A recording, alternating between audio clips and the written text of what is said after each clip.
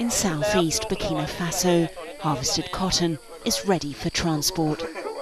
Most of it will end up in Asia, but these producers will struggle to sell it at a profit because prices have been lower in recent years than at any time since the 1970s. Burkina Faso has gone from being the 5th largest producer in the world to just the 10th largest, with farmers giving up on what was once a valuable cash crop. Part of the reason is that American farmers get government subsidies, which is why they can sell their cotton so cheap. Experts say that if Western countries stopped giving subsidies to farmers, cotton prices could go up by as much as 28%.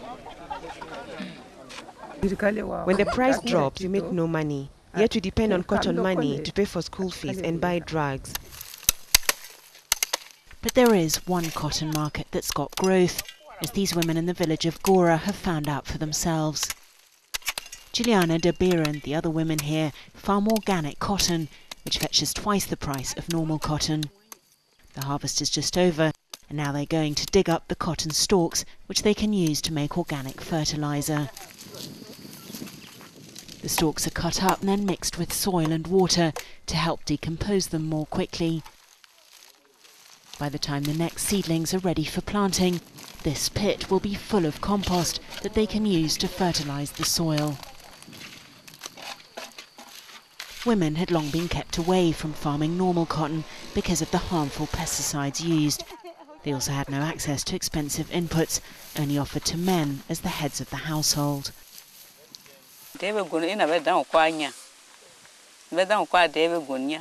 With normal cotton, you have to borrow money to buy inputs. At the end of the season, when you take your money, it's not always possible to make a profit. I don't know how much the men who cultivate ordinary cotton get as profit, but I know that when I plant organic cotton, I have almost no debts to pay after cultivating. So when I finish, I can keep all the money that they gave me. Back in the village, not much has changed, at a first glance that is.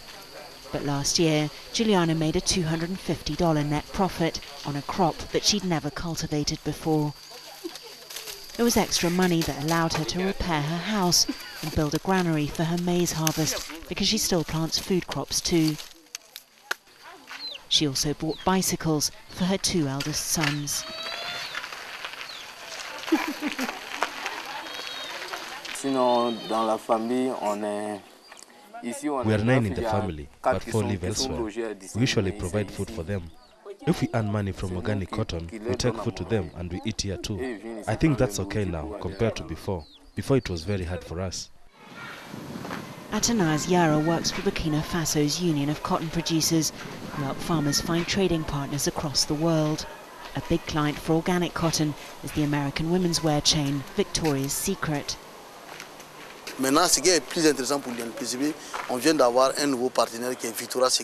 What's most interesting for the union is our new partner, Victoria's Secret. It's the second year we've worked together with them. Last year we sold them 600 tons of organic cotton, and they've taken the same quantity again this year. Victoria's Secret lingerie retails for between $10 and $50 in the States, and it's found fans all over the world. But not Juliana, who buys all the clothes she and her children wear from second-hand markets. We asked her if she knew where her cotton ended up.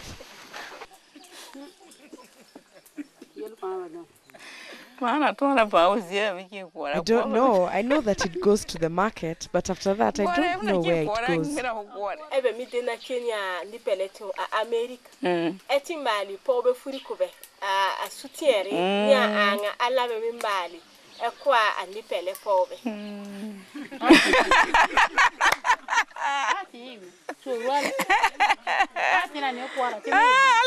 It's the same product that comes back here second-hand, and I buy it.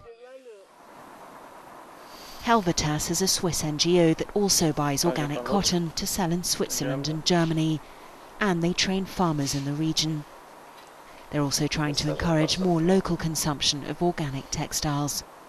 Pierre-Luigi Agnelli is their representative in Burkina Faso. Nous avons des contacts avec plusieurs partenaires du Nord et aussi We have contacts with several partners in other African countries who might be able to use organic cotton thread from Burkina, or who want cloth made from the organic cotton grown here.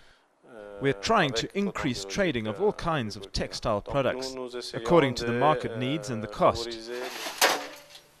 Cotton has been a mixed blessing for Burkina Faso. Its dependent economy has been vulnerable to falling global prices, and organic cotton still only makes up 1% of total output. But for Juliana, farming cotton has made life easier. But while trade inequalities continue to exist, it'll be that much harder for millions of other farmers to trade their way out of poverty.